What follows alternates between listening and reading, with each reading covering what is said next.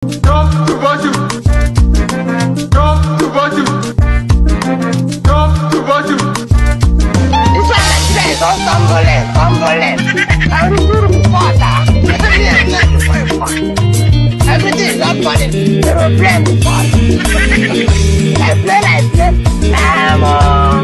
My neighbor press ball. He throws the ball apart. APC. Nigeria. From top to bottom. Top to bottom. Top to bottom. Top to bottom. This one like today is all tumbling. I'm beautiful father. Everything is not funny. They will blame the father. I play. My neighbor press ball. Elon Musk is talking about constricting the journey from London to New York to 31 minutes. But unfortunately, the topical issue in Nigeria is restructuring. Restructuring my foot. To hell with restructuring. Let's improve on the quality of governance. Let's work for the people. Let's invest in education. Let's create jobs. All this madness will evaporate. I raise my case. Good evening, everyone. Good evening. My name is Mazezuke. Restructuring my foot. Restructuring. That is what APC has brought to us. And now we know the reason why they lied to us, they lied to Nigerians in 2015 that they were going to restructure. Now we can see their thinking. And these are the people coming back in 2023 to promise you another round of restructuring while they tell you that you can go to hell with your restructuring. If you didn't capture that, the individual that just spoke is Shetima, the running mate to Bola Ahmed Tinubu, the bat. The bat, Mayegun calls him the Jaga Bandit. Well, that's not me. That's Mayegun says he's Jaga Bandit.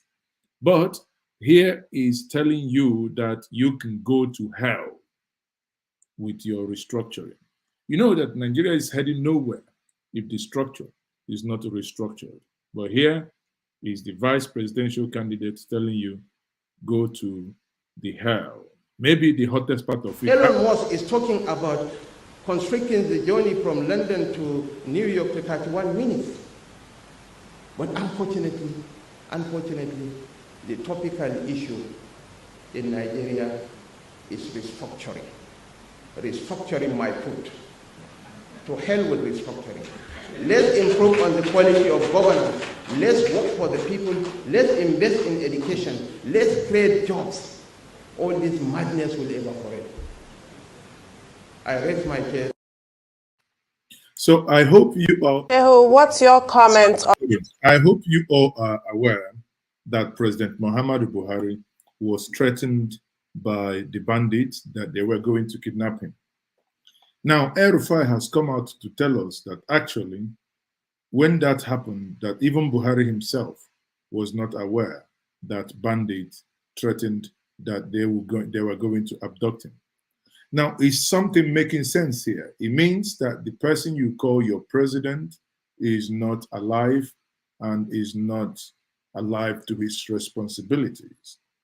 Okay? If a president who ought to be the commander-in-chief of the armed forces is not even aware that terrorists are threatening that they are going to kidnap him, that they are going to deal with him, I can read that many of you are saying you're going to buy fuel for them.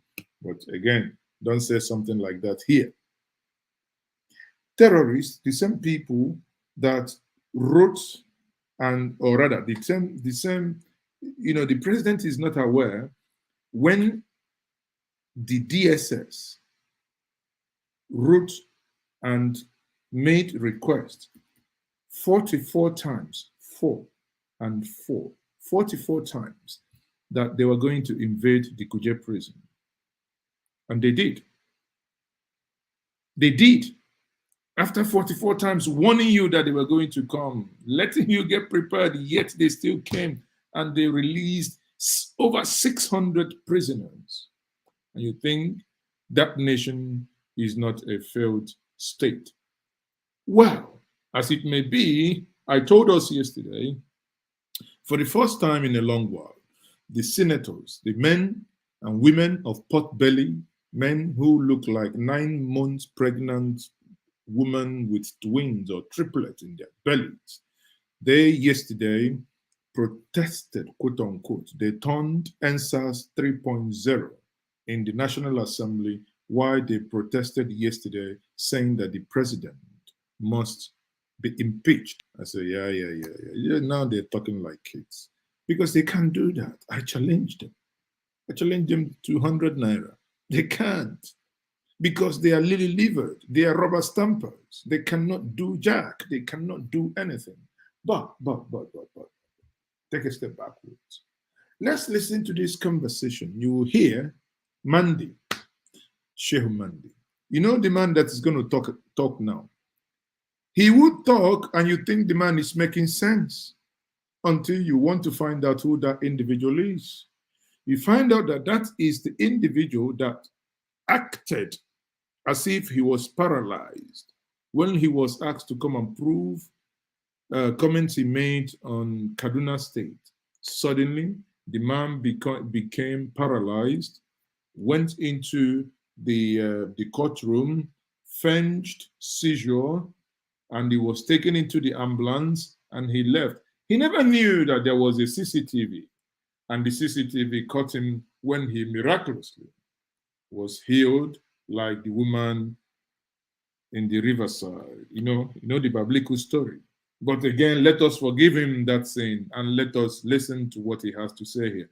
But the problem I have is that my brain is unable to decouple that act of, falling on the ground and, performing miracle with what he now says, even when what he says now made some sense. Listen to on this terrorist hit list that has been announced by terrorists, including our president, Governor El Rufai of Kaduna, lawmakers and what have you, and the audacity behind the threats. I understand generals' comments and where they're coming from, what inspires those comments. But we can also see that these terrorists lack many things. Audacity is not one of them. We saw the siege that was laid on Kuje prison with that outbreak. We saw that they've actually launched a deadly attack on the advance convoy of the president just 2 weeks ago. Are you at all nervous about this turn, this increased boldness and complete fear of repercussions? Lack of fear, I mean. Yeah, okay. Thank you very much. Let me start by saying that those who read James Hadley Chase in the past made a statement that fear is the key that opens the wallet of the rich. Also, Chinua Achebe, in his book Arrow of God, made a mention of a proverb that if you see an old woman dancing in the middle of the bush and you have not seen any drummer, nor have you had any sign of somebody beating the drums, yet the old woman keep on dancing and dancing and dancing. Achebe says, if you don't know the drummer, she knows the drummer.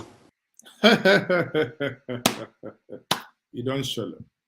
That means that those who are threatening us, those who are beating the drums, and those who are threatening us are dancing, consistently dancing on the street.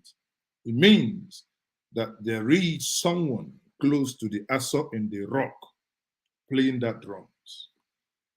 I don't need to break this proverb for you. I don't need to break it down. In my place, as a title holder, we say that when a proverb is broken down in this manner, that means that the dowry is paid on behalf to marry your mom is wastage. That is another proverb. Therefore, meaning that I'm not going to break down this proverb, but this proverb that he used is very deep. It means, again, I think according to Chinua Achebe, that when the bird dances on the tree, look very well, there must be something whispering. It may not be visible to the eye. How come the terrorists will have the audacity to tell a whole nation that they were going to come on certain time, and they did come? They released over 600 men. Till today, getting to 3 weeks after, not a single person has been sacked. Not a single person has been jailed. Everyone acts as if nothing just happened. And when your president will look at everybody, and the only thing he can say is that government has failed in securing lives and property, which is the principal duty of government. When a government loses the legitimacy to protect lives and property, the only social contract that government has with the people, of what use is that government? That means there is a total anarchy, all man to their own tent. That's what it means. The government has failed to do its principal duty of protecting life or property of all beings inside its territory in Nigeria. Well, all beings inside the territory. Now, before I continue, please, if you're new to this platform, please, please, please, I beg you, just hit the subscribe button. Like and share. 3 things, please. Like, share, and hit the subscribe button. If you hit the subscribe button, you can also click on the bell icon so that anytime I come online, the algorithm and the, the workflow will let you know that Mazes is online. Then you can join me as usual. But let's continue. If you don't know the rhythm of the drum being beaten, she knows the rhythm. Therefore, for this terrorist to make it public in such a courageous position that they are going to kidnap the president and the governor of Kaduna State, they know their drama, and they know the rhythm, and they know where they are coming from, and they know what they are relying on. This is the first step. Second statement is that if anybody is looking for symptoms of failed state outside Iraq, outside Syria, outside Yemen, outside Southern Sudan, he shall beam his searchlight on Nigeria.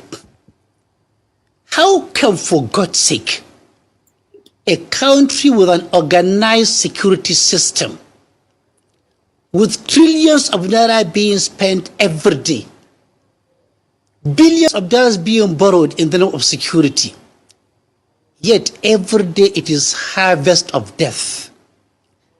Every day it is kidnapping, maiming, arson, killing, threat, by the hour, by the day, by the week, by the month, all year through.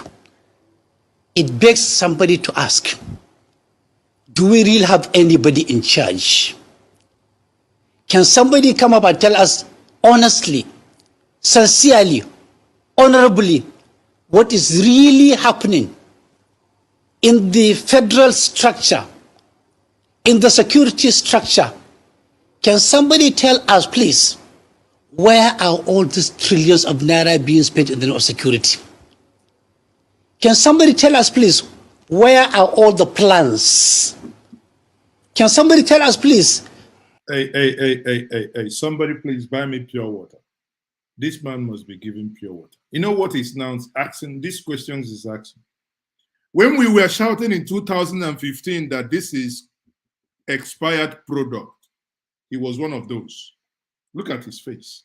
He was one of those. Oh, it was the Southeast. The Southeast, they voted, they hate Buhari, they voted and they didn't vote Buhari. Yeah.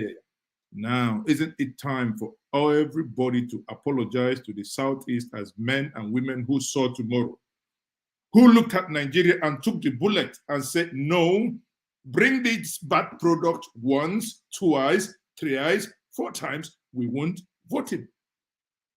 Now, what the Southeasterners saw many, many years ago when he came with Chubo Kadibo, they said no, his own brother, a man I consider my mentor. But the Southeasterners said no. He came back with an extended uncle, Umezoke. And the Southeasterners said no. Well, he now went with the Jaga Bandit, you know, again, to cook whatever they cooked. And they came, and Jonathan surrendered. Now the house and everything that they've done, even Fashola, listen, we have to torment them with the things they've done, with things they've said, because unless in 2023 you are willing and ready to walk away from this bunch of do no good, what is happening now is your suffering is basically entered the gym. Is lifting 200 kilos. By January, you must have built enough muscle to lift 250. By February, during the general election, it will enter 300. And if that, our mumu, if it's not enough, now that country will crash, and it will crash on our head collectively.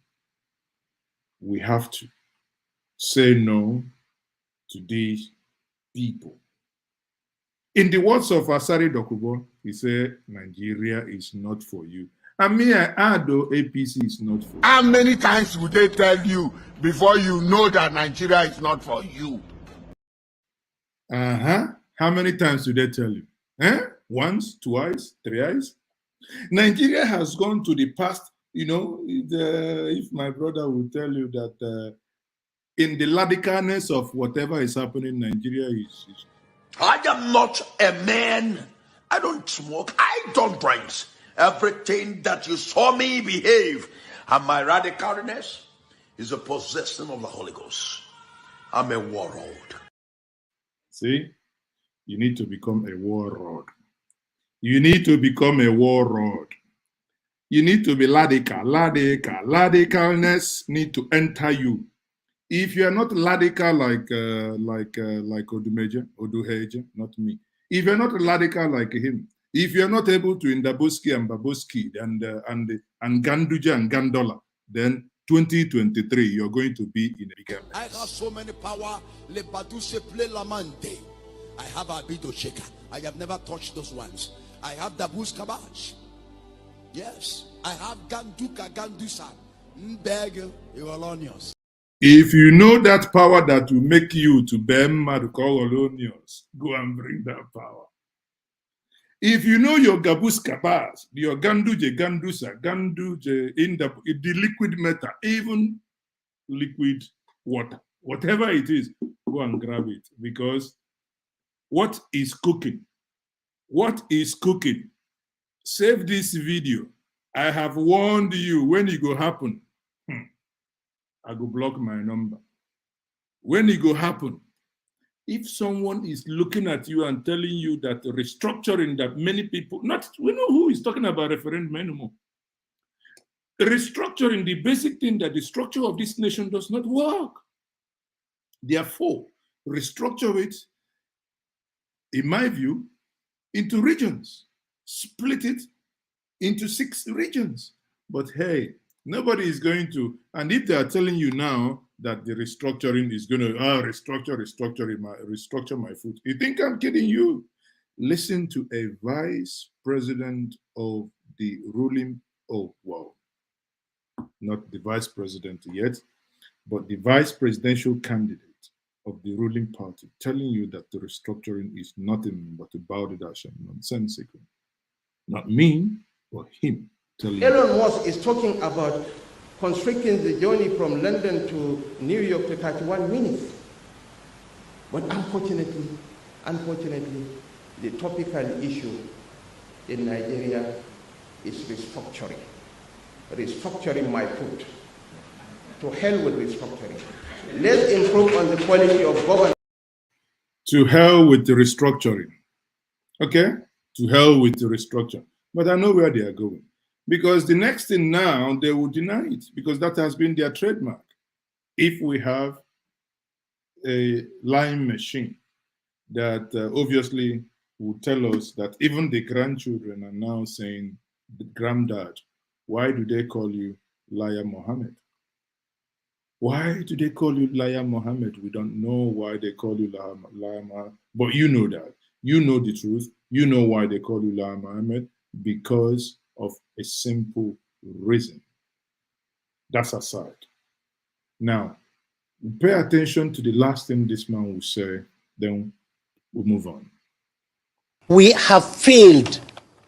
We can't handle Nigeria. And if they do so, can somebody please depart the scene for now and forever? Government.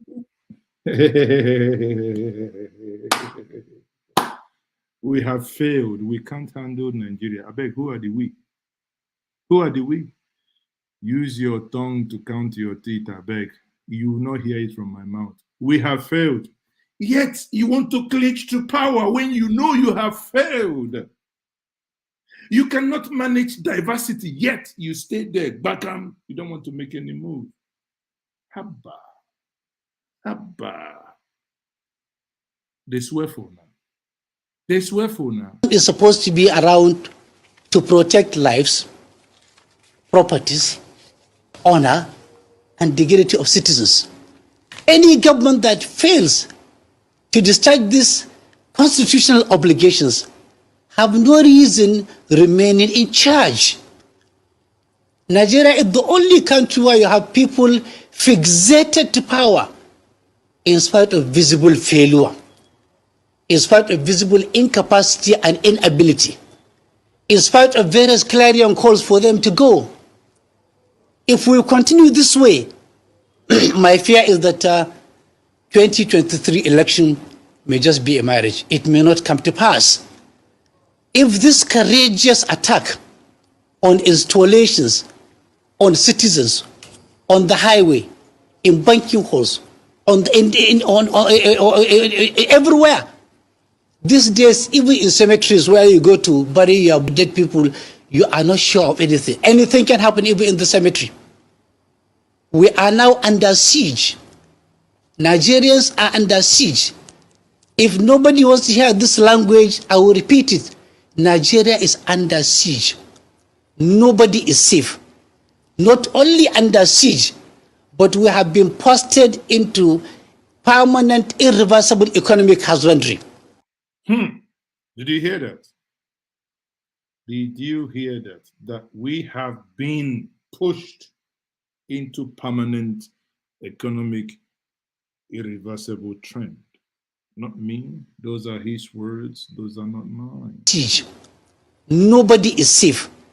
Not only under siege, but we have been posted into permanent, irreversible economic husbandry. We have been posted into fear of the known and the fear of the unknown. Nobody is sure of anything. Nobody can be guaranteed of anything. We did not bargain for this. We did not ask for this. This is not what we asked. This is not what we were promised in 2015. Of course, it started before 2015, but specifically in 2015, Jonathan was chased out. On account of what? Insecurity. Jonathan was chased out. On account of what? Ineptitude, incapacity. Jonathan was chased out. On account of what? Inability to deliver. Looking back now, 2015 to date after Jonathan, I'm sure President Jonathan will now be laughing and sipping his own tea. You are sure that Jonathan will be laughing? Wallahi, make I dance small. Make I dance small. DJ, play me music.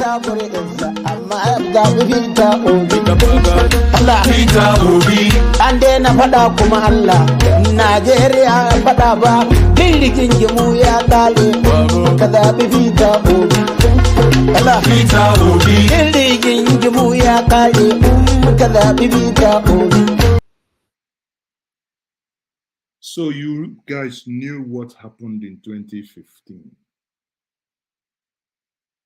You knew what happened in 2015. This is what El-Rufai was saying at that point. This is El-Rufai talking. This is the record. The exchange rate has moved from 120 to the dollar, to 240 to the dollar. That is Jonathan's record. Jobs have been destroyed. Livelihoods have been destroyed. Over 1 million people have been displaced because of incompetent and corrupt security mismanagement. Meanwhile, during this period, oil prices have been at their all-time high. Trillions have been budgeted for security, but the only thing you see are mansions in Abuja owned by ministers of defense and generals. Well, that was the rehearsal. Now is the real cocoa. Because at the end of the day, now we have more mansions. Now we have more budget for the military. Now oil price is about 110 per barrel. Now our benchmark is 65. I then ask, what and where did we do with the differential? Where did we keep the differential? Nigeria is spending over 300 billion in excess to service loan. You borrowed 100 billion. You're paying 130 billion in interest. No be juju be that. Again, good luck, Jonathan. Like he said, we'll be in a two okay now, drinking akpata, she's saying, I was telling you people, I warned you people, the way I'm warning you now, good luck warned us. He said they had bitterness in their heart. They had this, they had that. Many people said, oh, go back. And the honest... Now, but if you are a human being and you have the atom and you have any element of humanity in you, leave whatever you are doing. I beg you. While you do the following, click the like button, click the subscribe button, and share this video. I want you to now forward this video to anybody in your contact. Let them listen to the following that this young man will say, and you'll be blessed. You do. Truth to me is simple, that we can accuse each other, we can point fingers. The question is, who is actually better off? I'm a northerner, I'm from Kano State, and I have been accused by colleagues and brothers in a very civil political discussion of dominating the polity, dominating the economy, and dominating the security. So I ask the question, if I dominate the polity, I have the president, yes, I have the executive council and appointees that are constitutional, just like every other state. But what is my economic situation? And what is my security situation today? So the question is it working for me if I dominate somebody? It's not. The question is, look at all the indices of development. The North today is actually worse off. Security, education, prosperity, development, I don't know. What have you? The North is not very well positioned. In fact, other parts of the country that have been pushed off in opposition space have managed to organize themselves into a survival mode and come up with a credible economic and development model. So I will say to you that, look, I think this country needs to be reviewed, and I think need to be fairly and equitably structured. I've always advocated for what I call development federalism. Development federalism, in my view, is a consensus by the 6 regions and Abuja to create a development template over time and devolve power gradually to the regions and to the states. The truth of the matter is, we all need to go back to our states. If all the states are working, the federation will be working. Hold on, sir. Very erudite submission there from you, and I love it. I love the way you are straight to the point, without, appearing to be mocking anyone or any region. Obviously, we know that after 1967, certain regions were given 20 pounds, irrespective of how much you had, and begrudge them not. Some of them have made something. They've actually made, squeezed water from the stone that was thrown at them. And those today who probably we are laughing and jubilating at that point that they have been totally destroyed and decimated. Maybe that is no longer the case today. But what it is you have seen a brilliant analysis telling you that Nigerian system, Nigerian structure is not working. However, you then have someone in the person of a vice presidential candidate of the ruling party telling you that what you just said now is absolute rubbish and nonsensical. Elon Musk is talking about constricting the journey from London to New York to 31 minutes. But unfortunately, the topical issue in Nigeria is restructuring. Restructuring my foot. To hell with restructuring. Now, tell me, here you are advocating that Nigeria should be restructured. And those you may consider your leaders are here in your face telling you restructuring my foot. How then do you reconcile, my brother from Niger Delta will tell you that is an algebra, Panfananian victim. That's what it is. How are you going to reconcile these conflicting ideas? How? Please, I want someone to candidly tell me how we are going to reconcile these two conflicting ideas. One says we have to restructure. The other one says restructuring my foot. The one that says restructuring my foot is actually getting ready to take over governance with the view of after 8 years, then he becomes the president. Now, with that mentality and mindset, don't you see that we are in a very deep... Before I go on, let me postulate from the Frantz Fanonian dictum, which stipulates that the dialectics of reconciling two conflicting ideas is the algebra of revolution. So how can we reconcile these conflicting ideas? But that's not even the matter now, because I want to stay as much as possible not to dive into any ethnic conversation. That's not the issue this evening. I want to stay on issues. I do not want to be dragged into, oh, this ethnicity does better than the other ethnicity. No. Listen, there is no ethnicity, there is no nationality in Nigeria today that buys dollar at 300. Dollars of today is almost 750 to 1 naira.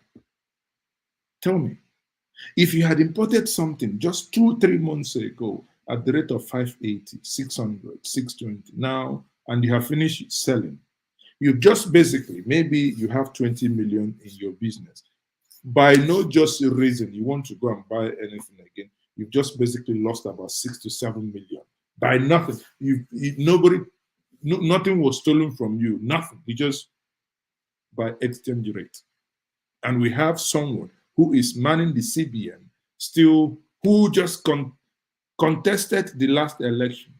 All the Siennas that they bought and branded are still in somewhere parked. Yet, the president had no moral right to question him. Why was he and what he's still doing in the office today? In all this that happened, the president did jackal. Because development is not in isolation. Everywhere you go is either a local government or the state. So if you devolve power to the local government and to the state, and then create an economic investment template in the form of development federalism, which basically bring the potential of South-South to be an oil and gas hub in Africa, we will stop importing petroleum products. We will stop importing things that we should be exporting, and we will become net exporters of that product. The Southeast, we all know, are very ingenious people with technology, manufacturing, and trading. Please, let us invest heavily. Let us leverage on our resources and raise the capital to invest heavily in manufacturing so that we don't import things from India. We don't import things from China. We import and we produce these things we need for agriculture and for our transportation and other industrial machinery in the East. It's doable. I've been to Newi, I've been to the industrial hub of Aba. I have seen what the East can do. We will be proud to say, made in Aba, produced in Aba, made in Nigeria.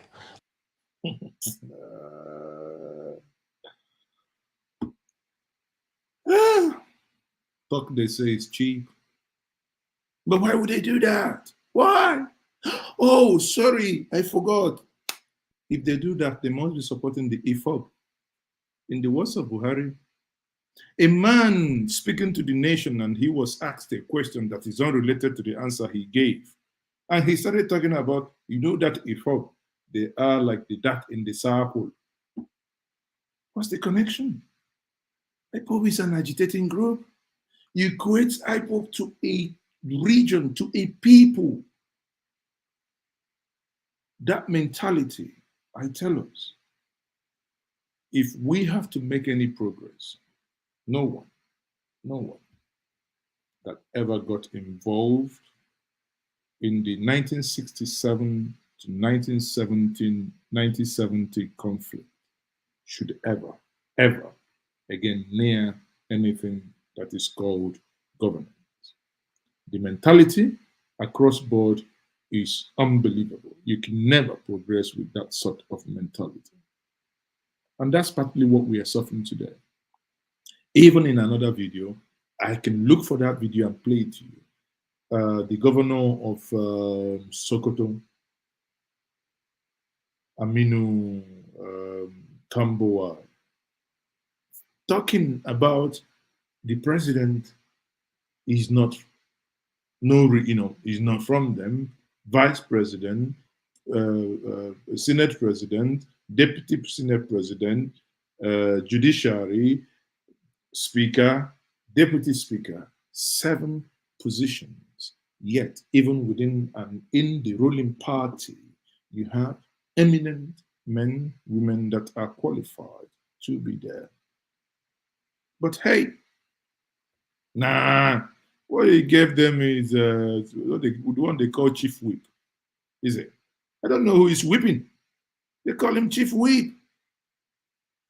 And how can you build a nation that way? Where is equity, fairness? Where? Now everybody's suffering. How can you control the military apparatus? You control everything. The paramilitary, the military, the police, yet how can a president, if this, listen, whether you impeach Buhari or you leave him, if he finishes, he can't go to Zamfara. These children will roast him like they roast to corn and Agbado, you know what I mean, Agbado and the Wedu.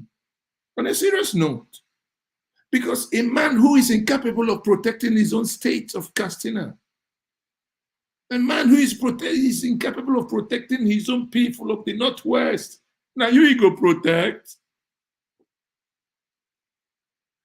Before we talk, we say we have entered one chance. Now we have, in fact, there is no chance at all. We have entered not moving vehicle. And we will all be proud citizens. And the economy of the East will be a net contributor to the center. The same thing with the Southwest. Southwest dominantly is a manufacturing and marine economy. Singapore is exactly like that. And therefore, if we develop the marine economy, the ports, and the manufacturing base of the Southwest, we will be net exporters of goods and services and service providers in marine. And therefore, the Southwest economy will become net contributor.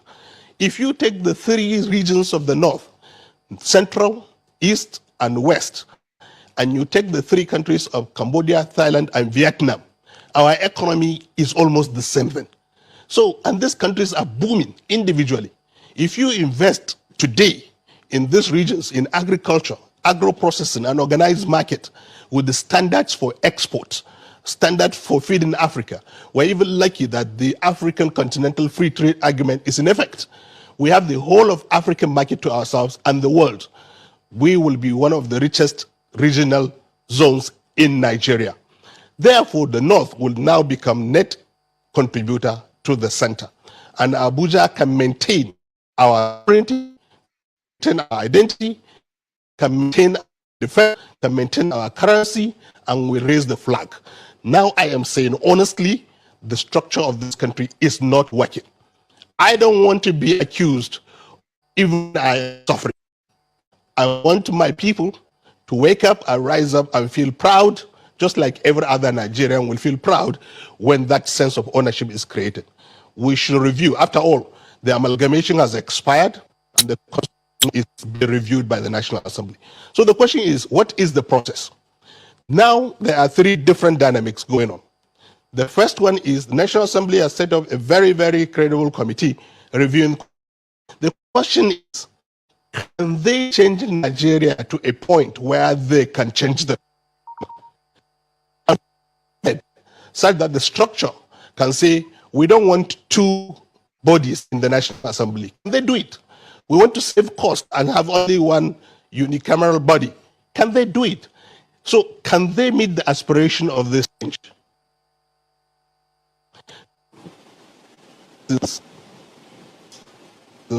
Waking up to create a platform for this constitution. And the third one is the one we don't want, is eruption, is anarchy.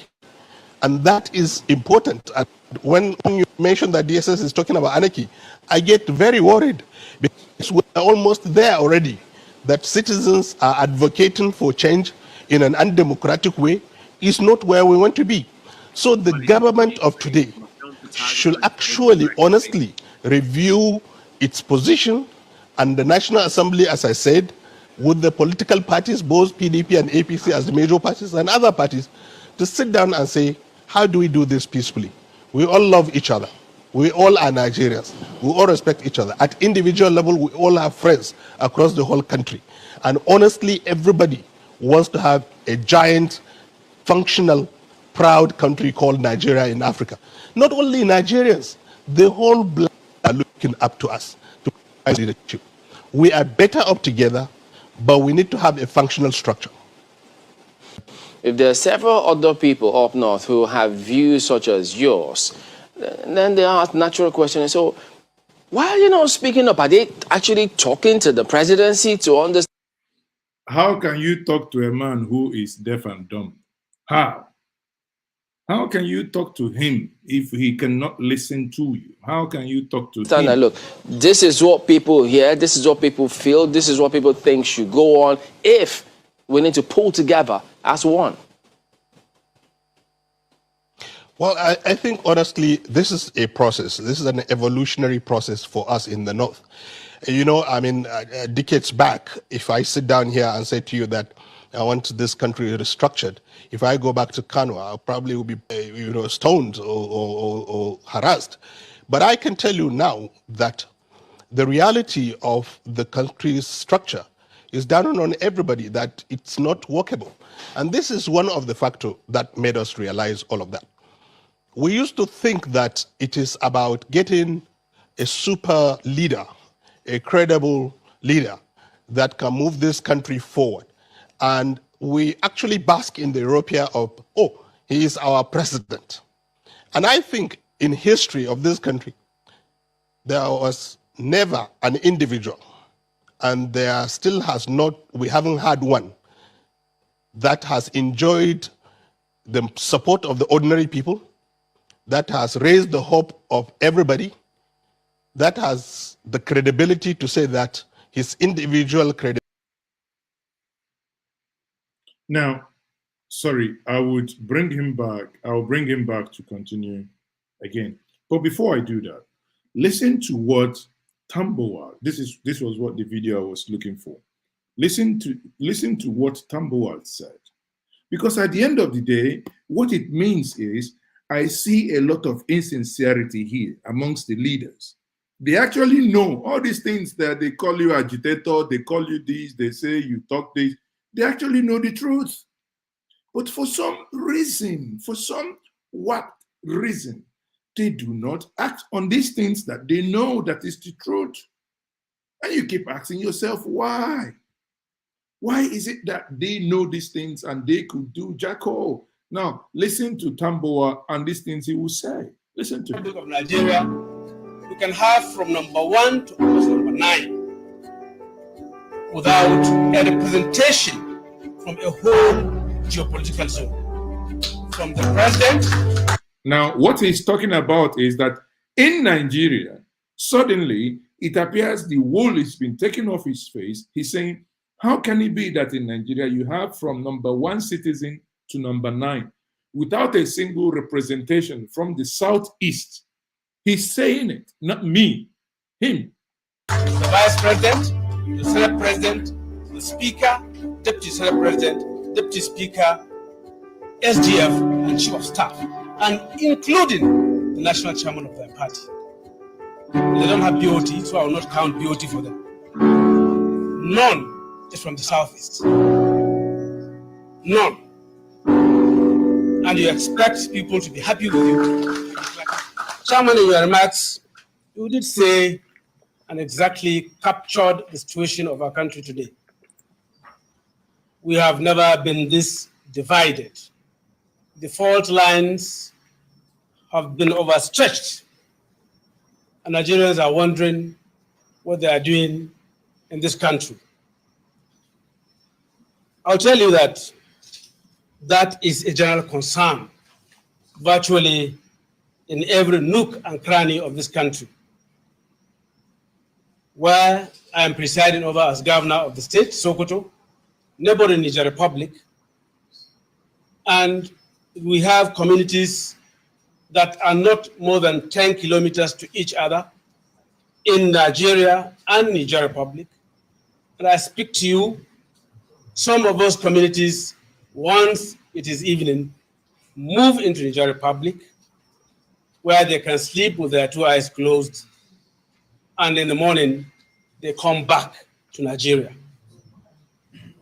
So I quite understand how precarious our situation is in terms of insecurity and displacement of people of this country. I have multitudes of IDPs in my state, and we have been managing very, very troubling and worrisome security situation in my state. But you know our limitations as governors. We cannot do much. Possibly the much we may only be able to do, and thank God quite a number of you have had experiences of being governors. I can see Governor Mimiko, I can see Governor Buni Haruna. We are very, very limited in what we can do as governors.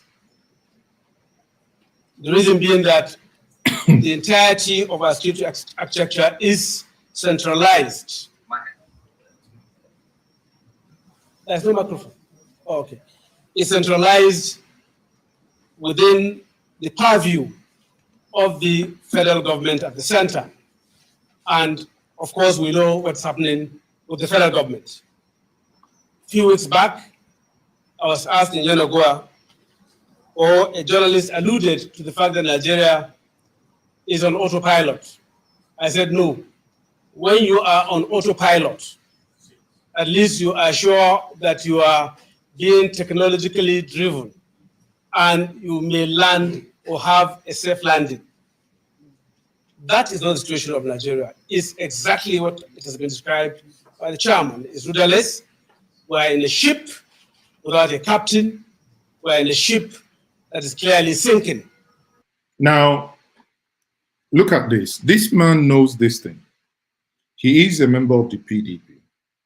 Yet, if you see him, when some people were making the argument that the PDP should yield their presidential candidacy to the Southeast for equity and fairness, having supported the party for the past 23 years, he was one of those that said there was nothing and there should nothing be anything like zoning.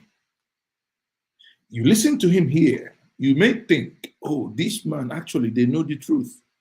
But at the end of the day, you find out that these people you think they know the truth are actually putting logic upside down.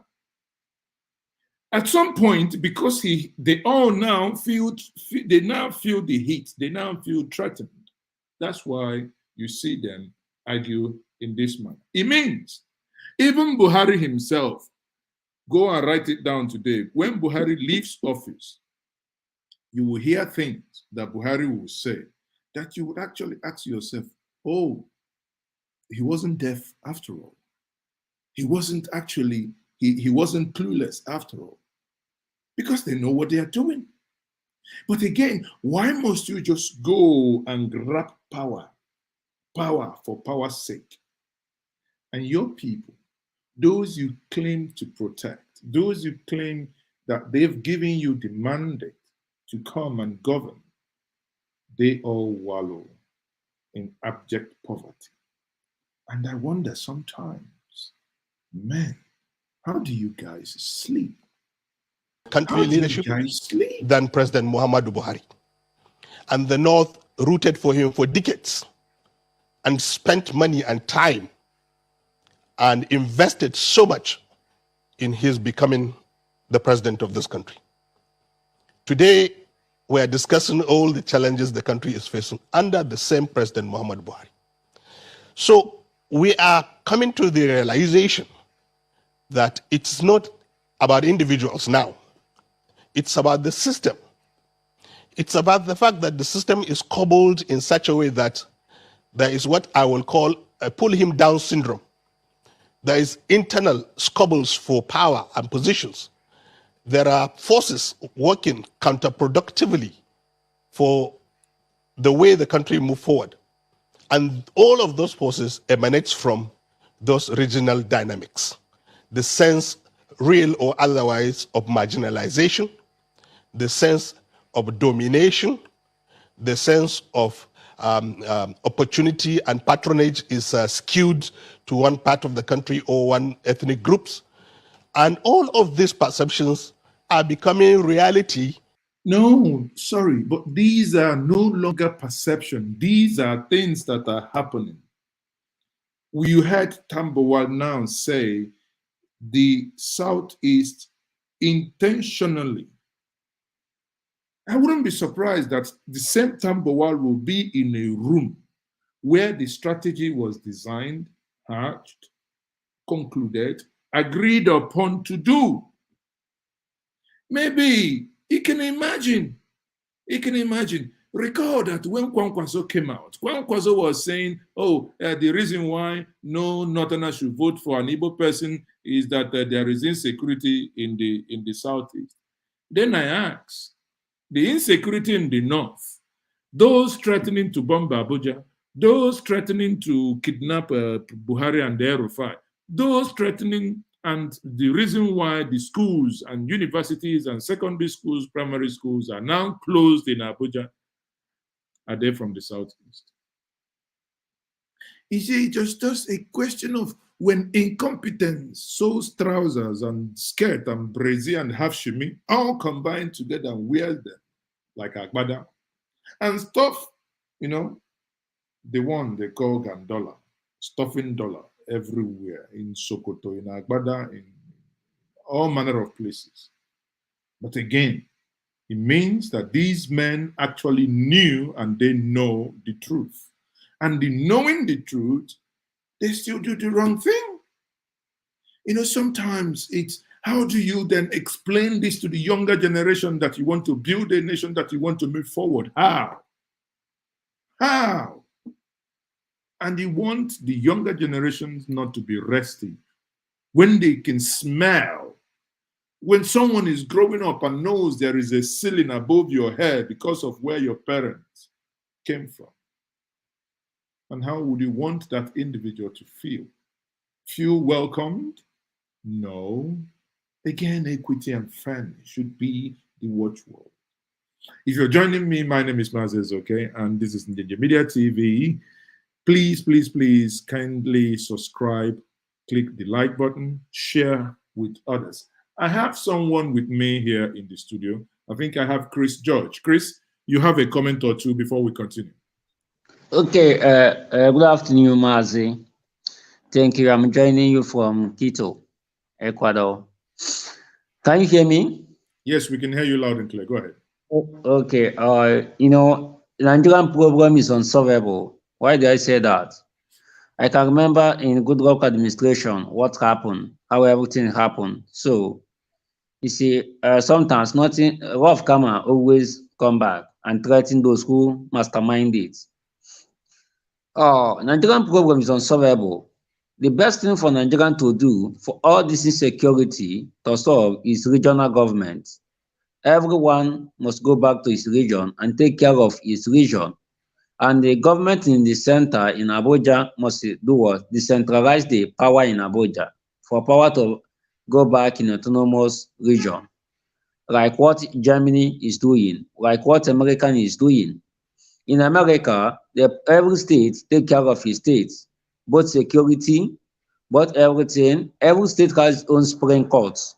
So, and every region for Nigeria, for that to happen in Nigeria, every region must support the central government with lesser percentage, but the central government in Abuja will not have maximum power in autonomous government. And two, all the security in the Nigerian regional government must take care of its security of its state and its affair and control its resources. The issue we have in Nigeria that one state dominate one certain region dominates controlling other certain resources. Like what I have discussing with my fellow Niger Delta people, I am discussing with them what they say that Igbo this. I say no. Tell me any Igbo man that awarded oil contracts in Niger Delta or any Igbo king. But check others who are controlling the oil block in Niger Delta. Where are they from? The issue we have in Nigeria too, with the southern Nigerians, both south and southeast and southwest, doesn't trust themselves. They can agitate this, they can do this, and the power will rest in regional governments. But others seem that they have the economic power, while others are seeing that they are around rock. So if the south and southeast doesn't come together as one, there's nothing can function in Nigeria. Even the regional government is impossible. But my best advice, any president can march as a Nigerian president, the best thing, let him not enjoy the maximum power in the center. Let him decentralize that power in Abuja. I thought Goodluck Jonathan will do it. I don't know that Jonathan will not do that. Because my best option during the Jonathan administration for him to decentralize that power in Abuja. Because if this power in Abuja isn't decentralized, what we are witnessing today, the tomorrow will be worse than. I keep on telling my friend here, say those that in Reiki Lagos, those living in Reiki, those living in Banana Island, as insecurity are increasing now, some of them that live in Banana Island feeling that is the same, they will soon live in the sea. Those in the Reiki will soon live in the sea. Those in GRA Onitsha will still live in the River Niger. Those in Bonnet Camp will still live in the ocean. Because what is happening in Nigeria now is what furious. You know, here in the Quito, carrying Nigerian passport is like I carrying a chain. For Nigerian security to solve, every region must take care of its security. And the man, let me brief you more. You see, this insecurity increasing in Nigeria is a regional war. How is a regional war? Because I can remember during Goodluck time administration, the Northerner said that anyone who killed Northerner, anyone who killed Boko Haram, I killed Northerner, and they said that Goodluck using Boko Haram to depopularize the North. So it's a regional fighting. There's no how insecurity will stop in Nigeria. It's impossible. It's impossible. It's not. It can't stop until we create a regional government. What's your take? What's your take on the comments by Shetima that you know, or rather, Elon Musk is talking about constricting the journey from London to New York to 31 minutes. Good. But unfortunately, the topical issue in Nigeria is restructuring. Restructuring my foot. What's happening? To hell with restructuring. What's your take on the video you just listened to now?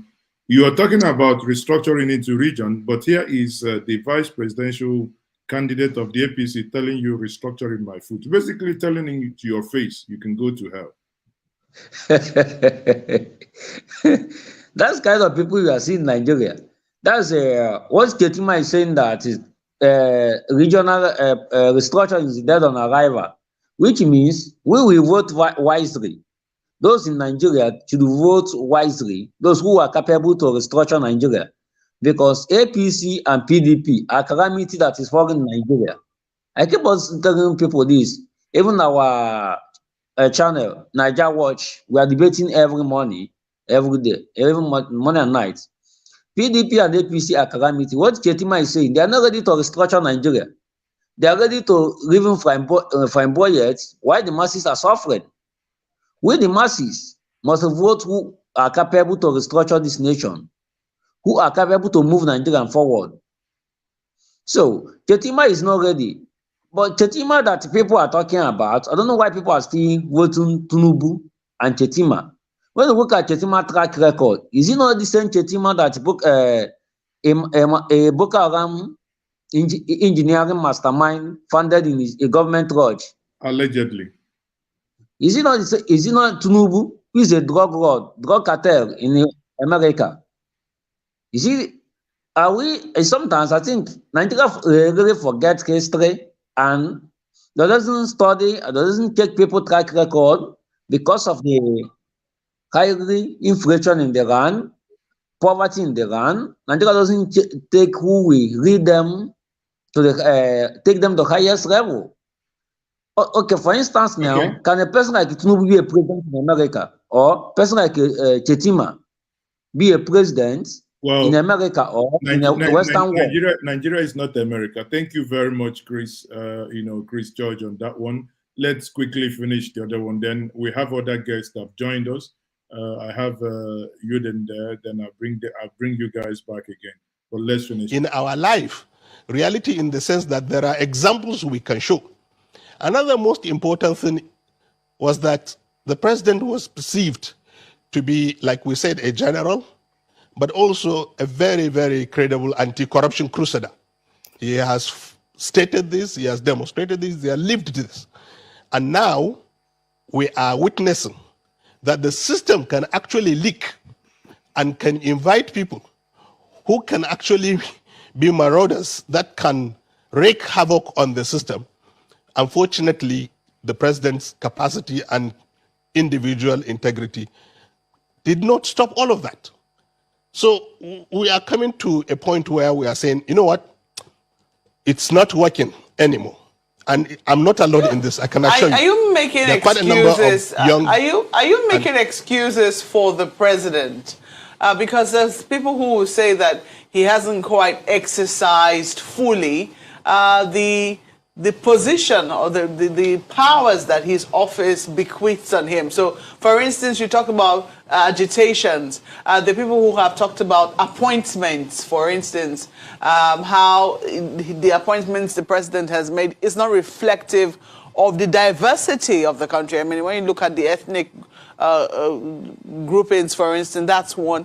Even women complain about how they have not been sufficiently represented in the president's cabinet. Let's even take the cabinet, or not to now talk of the government in general. So has the president exercised to the full extent the credibility that he brought on board, the powers that his office bestows on him? Have we fully explored that first? The fact that, oftentimes things happen, we don't get to hear consequences. Cabinet reshuffling hasn't exactly taken place. I could see in other administrations, not that they yielded much fruit, but at least it would seem that there was some consequence if there were any reportage for, misdemeanors or questions to be asked about what was going on in ministries, departments, and agencies. Have we seen that yet? I have just said to you that one of our despair is that the president hasn't manifested as the General Muhammadu Buhari we voted for. And therefore, like you rightly observed, Mofe, it appears the president taquired all of you that you didn't know that he was not sincere to you. It appears you still haven't actually realized that the man you are expecting to perform wonders, it's fertig. The Germans will say it's vorbei. He's told you that he's tired. that he cannot wait to go back to Daura. And you guys just retire him to Daura now and see if there is anything remaining you can solve it. He has not applied himself as his attribute, as he was known. In fact, we always joke within the cycle of a young generation that we voted for General Muhammadu Buhari and we have President Muhammadu Buhari. Two very different people. And honestly speaking, you've always highlighted that, cabinet appointments, oppositions is skewed towards a section of the country and people. I can tell you one thing, we are complaining about that too. What is important is it is skewed towards incompetent people. There are people in this administration that are not capable of managing their space. A broad history of this administration. There were days we discussed about cabals running this country. We all knew many people came on board during those days and how they came on board. I'm sorry to say that is where the foundation of the problem started. And because this administration, like rightly pointed out, has not restructured itself, has not purged itself of some of these people, we still live today in the price of those people's incompetence. It is unfortunate that honestly we are suffering. Look, you can say anything you want about that it's our party, it's our government, it's our president. Yes, the KPIs are very clear. The KPIs after 6 years, we have only 2 years. Next year by now, it will be full political storm in this country. Nobody will be talking about the president's development agenda. I am telling you, it is time for stock taking. As a party and as a government, I will say that we have lost a golden opportunity to translate those personal attributes of Mr. President of anti-corruption, military experience, and his passion for the poor to lift people out of poverty, to secure the lives of people, and to fight corruption in this country. How widely shared are these sentiments that you express so boldly on television? How widely shared is that within the ranks of the APC? Oh, Mope, I want to tell you that I actually was relieved of my position as Commissioner of Works in Kano because of the same view, and I still stand by them. This country should be ruled democratically. This country should be ruled equitably and justly, and competent people should be brought on board our administration so that we will not be in this situation we are discussing now. And I want to say something very important. As much as we keep talking about what Buhari should do, I want to let especially generations from my age downward know that these gentlemen have been around for 40 years. Nigeria has given them everything. Most of the generations in power today were around 1999. So I will say this very clearly, another bold statement. I'm calling on young political generation, young Nigerians, to find a coordination platform, not to agitate for an anti-democratic changes, but to harness our energy towards a very credible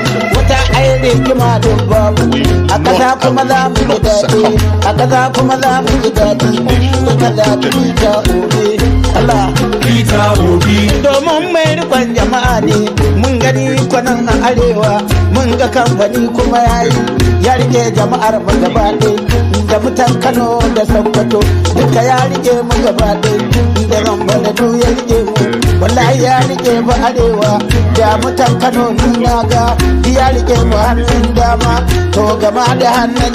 And you have done so eloquently. Now, while we're on it, you see why the system is not working. A video surfaced online. I believe that is in Bono, where they are sharing money, buying votes already ahead of 2023. Buying votes, can you imagine? And these people, their faces are there. Look at them. Giving people, mothers, giving them money, young girls giving them money and collecting their PVC. Yeah, you can see that. Don't sleep, wake up. Wake up, collect your money. Wake up,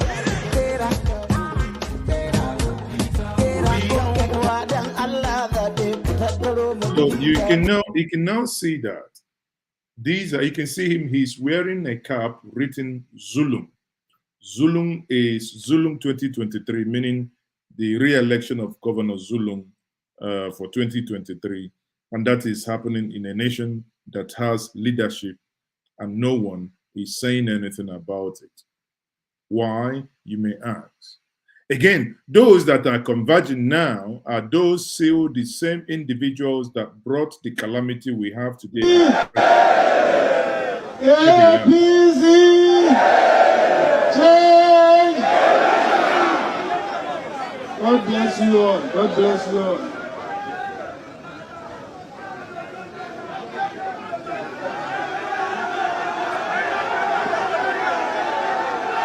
Thank you. We will change Jonathan, don't worry. So eventually, now the rest is history. They've changed Jonathan. Now that they've changed Jonathan, we now know where they are.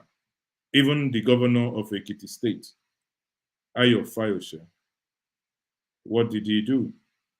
He ran to Dubai, where he had an operation, and we all know the rest is history. Compare that, compare and contrast.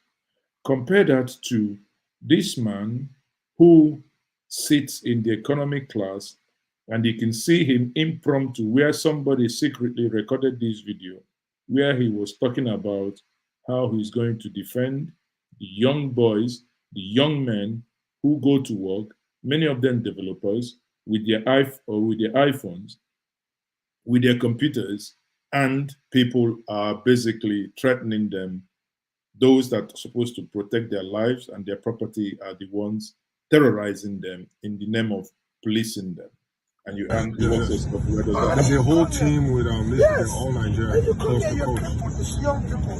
If they carry computer, you arrest them. Say, which one was that? You carry computer, you arrest them.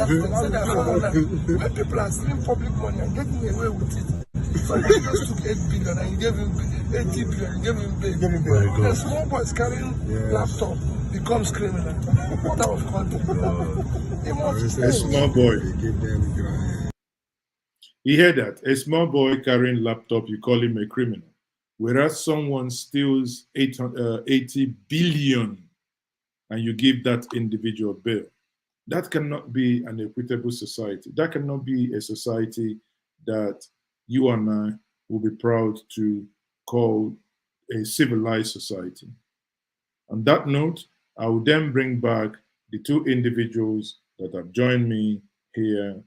Now, I have Yuden. Yuden, good evening. Hello, Mr. Okay, how are you doing? I'm all right. And you? Today, I'm fine, thank you. So what's your contribution?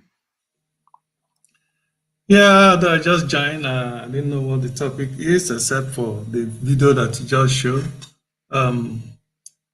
Well, the corruption in Nigeria is beyond words. It's beyond words, and that has been the base of the bane of our society. The reason why we are where we are today, the reason why Nigeria cannot move forward and cannot, get out of the present predicament that we are all suffering.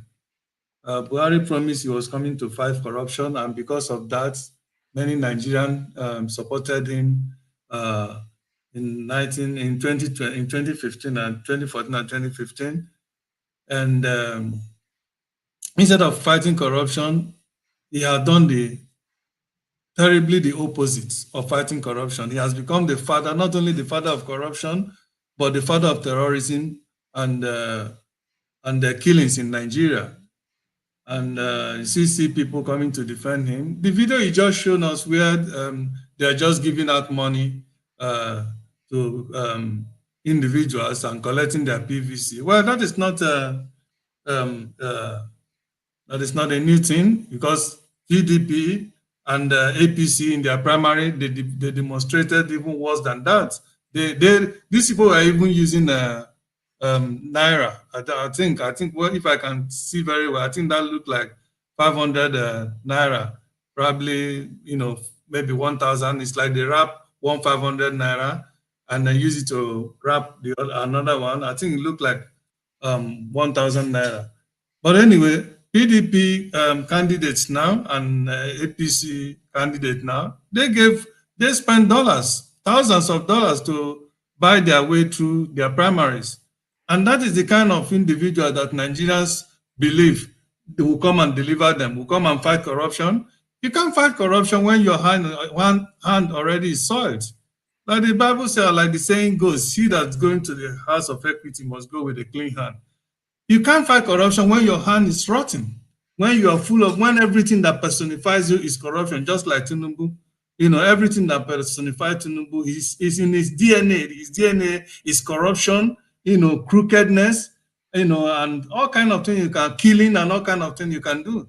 And then again, Nigerians are very quick to forget about what Tinubu and his cohorts did in, you know, during ENSA, how they masterminded to kill, to slaughter innocent Nigeria who were but singing the national anthem, upholding their national integrity and, you know, being loyal to their country.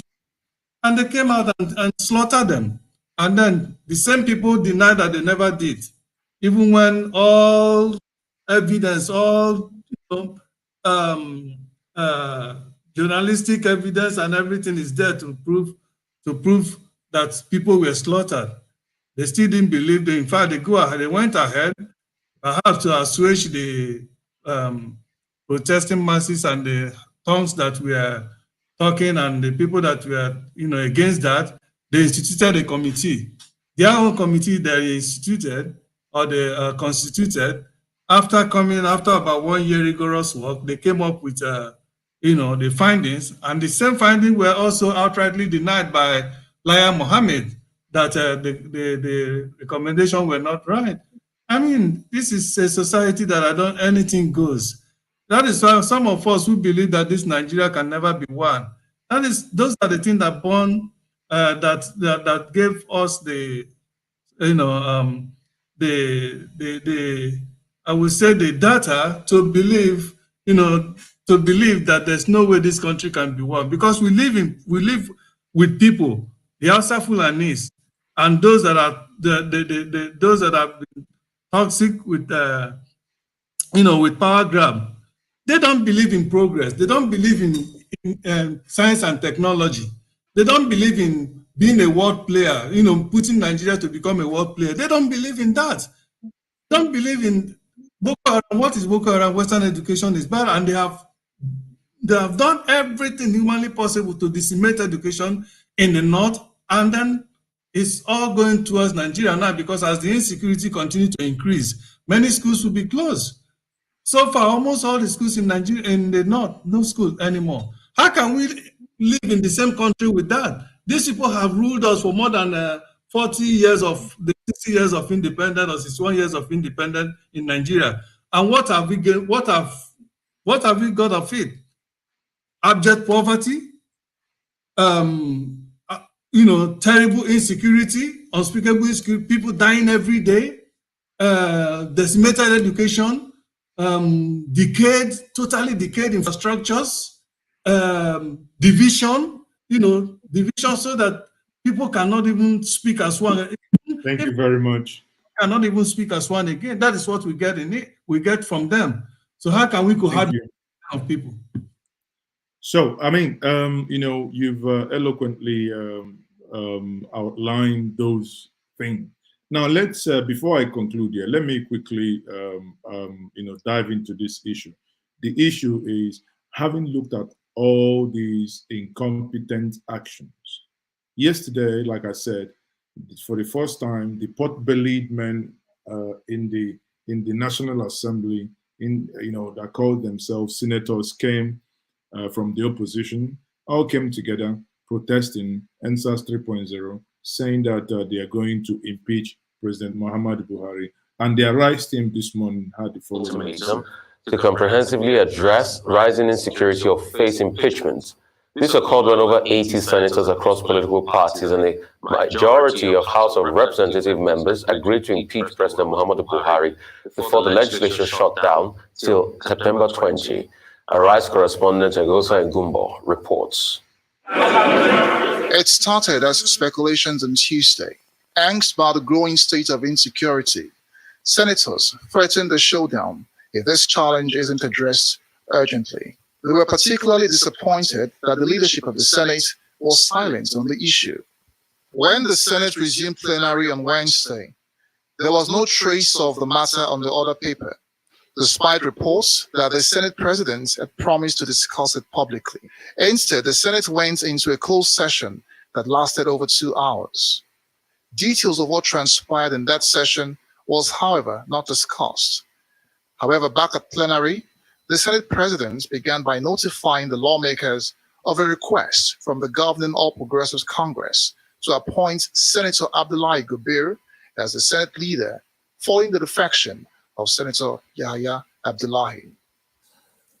Accept here with the party's nomination of Senator Ibrahim Abdullahi Gobir, Sokoto East Senatorial District, as replacement for the Senate leader and chairman, APC Senate Caucus.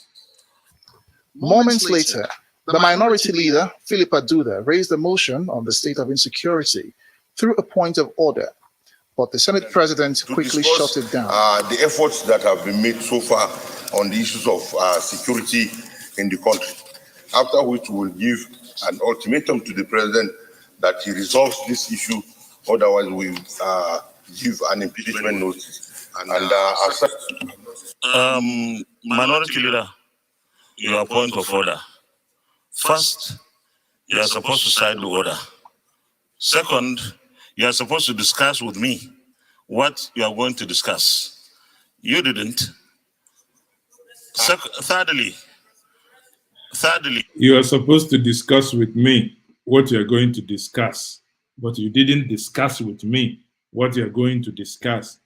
No wonder Nigeria is doing like this. Nigeria is doing like this. Nigeria is doing like this. This is the same man. This is the rubber stamper. The same man that said that a woman killed the husband to death. So that you understand where we are. In the words of the Vice President of the Federal Republic of Nigeria, Professor Yemi Osibanjo, he will say, this is the reason why we are where we are, because there is trouble in the land. I read the progress report. Thirdly, when I read it, when some of our colleagues were still not listening. Thirdly, we have already passed that stage. Look at where we are today. So, just hold on, please. So, at this moment, that point of order, I don't know what it is, but falls flat on its face. This development forced the senators in the opposition to stage a walkout. The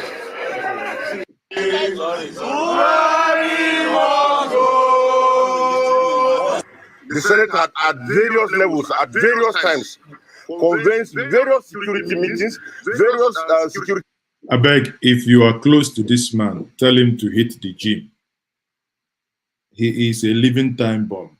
Tell him to hit the gym. He needs to lose some weight. Look at the way he looks like a woman in the third trimester. He's chopping our money now. So let's listen to what I think Kenyan Niabaribe said. Me, I don't talk my own. Before they said brief illness. Well, I can tell you without any equivocation that this is the reflection of the whole Senate. We had a closed session, and opinions were canvassed, and positions were, enunciated to the fact that we can no longer continue business as usual. It may look like a tall order, but whether government will be able to rise to the occasion, no one can tell for now. But Nigerians will only have to stay alert until this issue is addressed. Egusa, Igumbo, Arise News. Okay. So also that's the disturbed by news the state element of insecurity in the country. Minority Leader of the House of Representatives. So let's quickly listen to this. Is that the kind of party or the government I will ask to be part of? The answer is no. Or are you going to talk of the crude oil? There are so many who will not live here. But what I have come to tell you, we have come to ask you to join PDP. For multiple problems that we have in the country, I believe that there must be a unanimity by every Nigerian that today what we are facing is quite existential. And the very fact that the very fabric of our society is under threat, I think, calls for the participation of everyone in first rescuing the country, and then we can talk about politics. In its reaction to the impeachment ultimatum by the senators, the federal government says it is working around the clock to address the security challenges in the country while thanking the lawmakers for their patriotism. Minister of Information and Culture, Lai Mohammed, gave this response after the Federal Executive Council meeting at the State House. He also described the threat by terrorists to kidnap the president as propaganda and laughable. Some of the measures we are going to take are not measures that you can discuss, openly here. But we are as concerned as you are. We're not going to abandon our responsibility. As to those who have issued threats to Mr. President, I think it's more propaganda than anything. It's laughable. As to the Oga, are you sure that that is a propaganda? Let me ask you, Mr. Lai. Did I say Lai Mohammed? Sorry, sir. Mr. Lai Mohammed. Are you sure? Because when your grandchildren ask you this question again, don't... Even my 7-year-old grandson called me and said, Grandpa, tell me the truth. Why did they call you Lai Mohammed? I'm not saying that you're lying, but this is a very serious issue. The same people that threatened that they will come and kidnap, that they will break into Kuje prison, didn't they carry out this? Now they said they've attacked the presidential guard. You know what it means? They attacked the presidential convoy going to Castina. And now they said they want to attack the president. You think it's a joke? Continue. Resolution passed by Senate, as rightly said, it was passed when we were deliberating. But we thank them for their patriotism and their concern. But we have already, we are working around the clock, 24 hours. Listen, whenever he's talking and he coughs, that is a hiccup, telling you that whatever comes after, you can go home sure and that it doesn't follow. Nigerians are, the situation is brought under control. You see, the moment he does that, know that.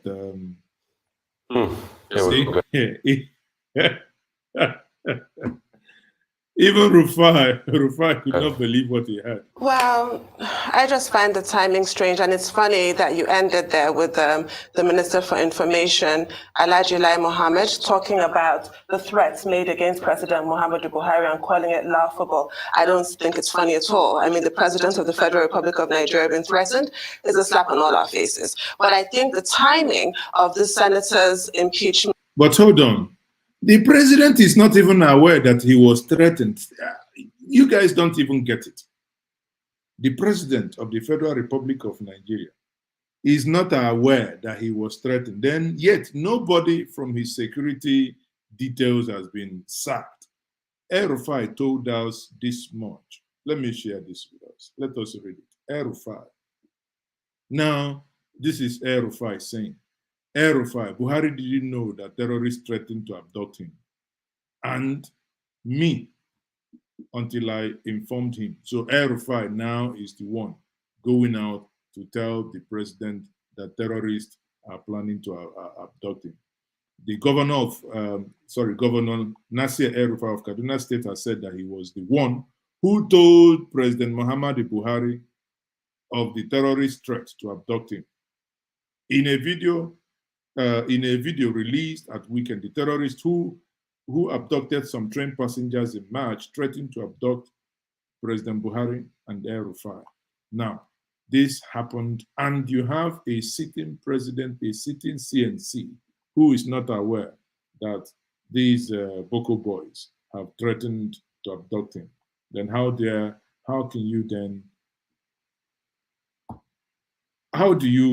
you justify, and how, where do you start?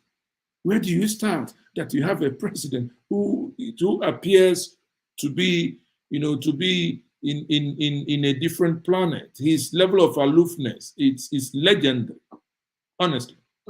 Attempt, I'll call it that for now, is linked to that because they were also threatened. The president was threatened, Governor El-Rufai was threatened, governors in general were threatened, and senators. So I think that might be what has woken them up to their constitutional duties. They all suddenly remember that Section 143 of the Constitution exists.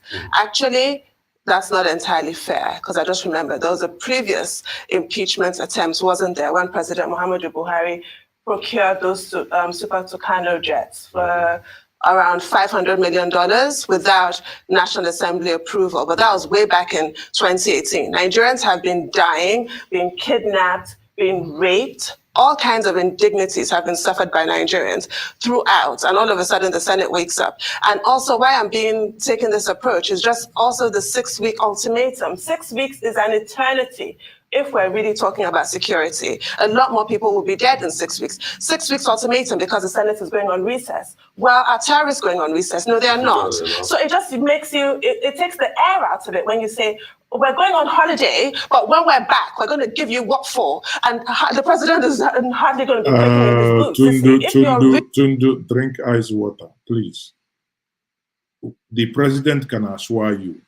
We can bring Buhari, he will assure you that in the 6 weeks... I assure you that our government... But I assure you... I assure you... I want to assure you... I assure you... So the government has assured you that in the 6 weeks, the senators has gone, the 6 weeks that they've gone on recess, that nothing would happen. Really serious? You shelve your recess and you address this.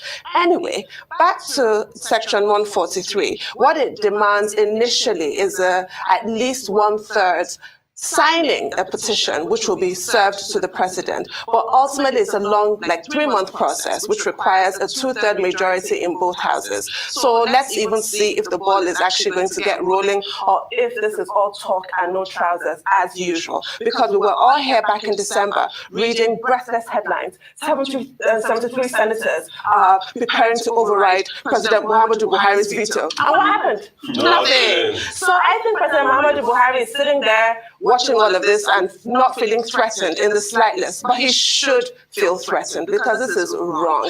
While I'm kind of not expressing the utmost faith in the Senate in terms of how far they will go, I understand the sentiments driving them, the emotions driving them. Everybody is afraid in this country. And I refer constantly to Harry Truman, President of America, with that sign, the buck stops here, and it was capital letter, buck stops in capital letters, with an exclamation mark, given to him by his friend. What kind of friends do our leaders have? Now I think the Senate is trying to play that role of a friend. I remind the president that the buck stops with you. He should have that. We don't have, what's the desk that the president said? I can assure you that the president, when he will see the impeachment, this is what he will do. If he says, these people, these rubber stampers are the ones threatening, he will just relax.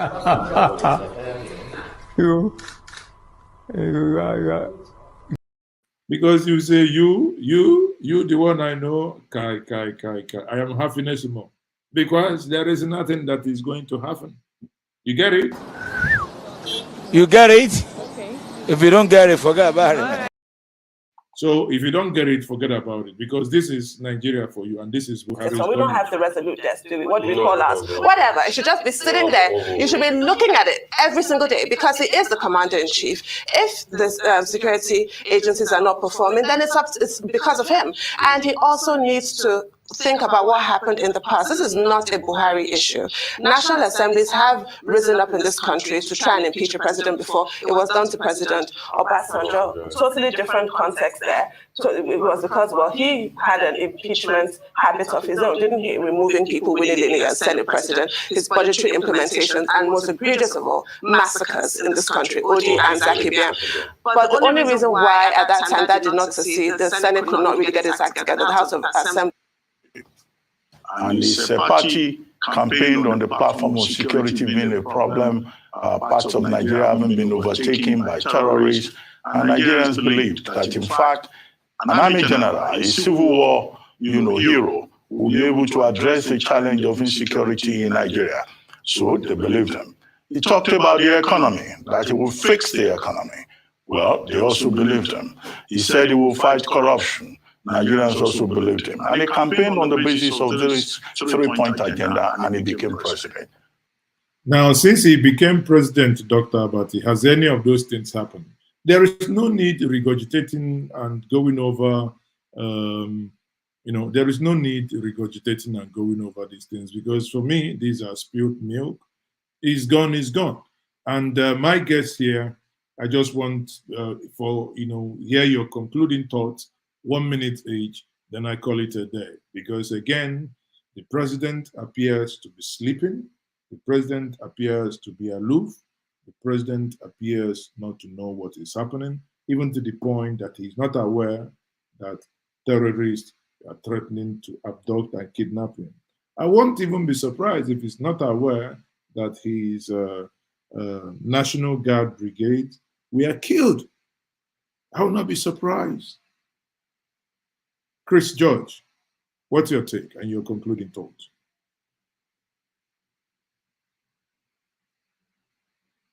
Are you there, Chris George? Yuden? Okay, my concluding thoughts here. I mean, Nigeria and everything going on seems to be, it seems to be like, like Nollywood. It's a movie. It's like a movie. It's like a movie and abracadabra. The more you look, the less you see. I wouldn't personally be jittery about the threat to the president and El-Rufai, because they are not more human than everybody that have been dying and slain under this. As a matter of fact, I will even pray to God that this threat should be real and they should catch him and El-Rufai, so that they will feel the pain of many families today in Nigeria that have been killed, that have been decimated by the same terrorists they imported or they have, produced in Nigeria, that has been terrorizing Nigeria. The security system in Nigeria, actually, if not that the government is responsible for this, there is these people, how many are they compared to the Nigerians, compared to the military?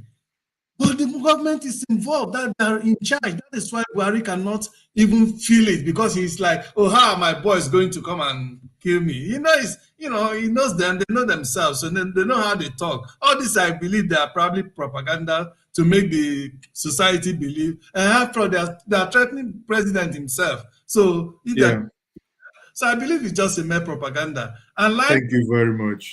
Thank you very much. That's a very fine place to leave it. Chris, are you there?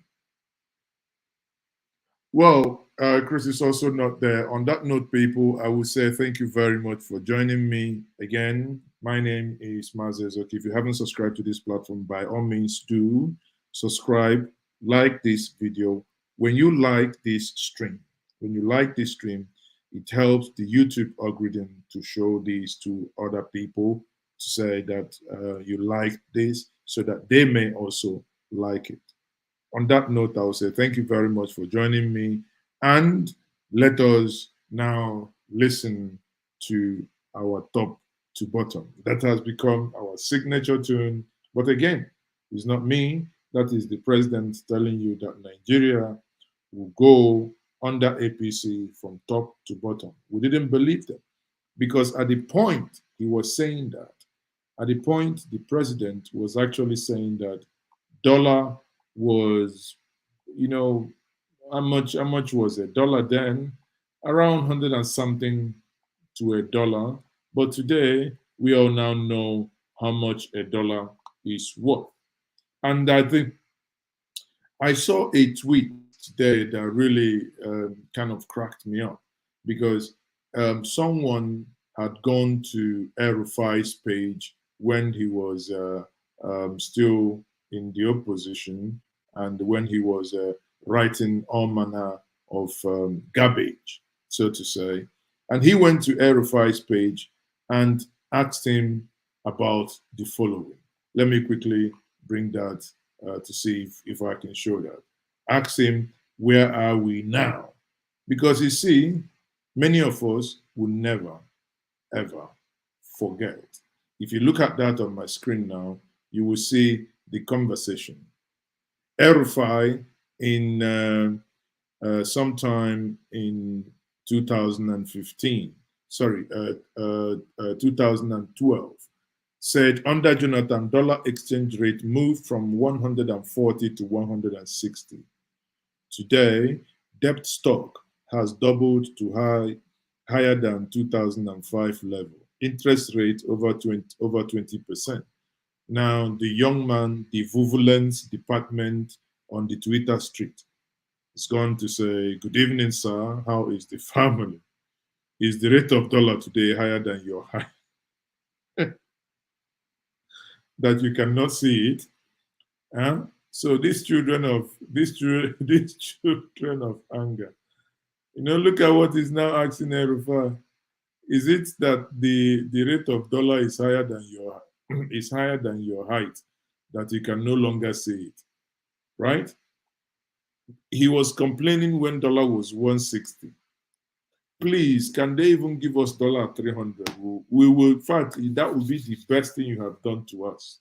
But here, no. It's not going to happen. Because why? Because we have an incompetent bunch not willing to do anything for the nation, and they are there governing all of us. Sad reality. When I say sad reality, that's what it is.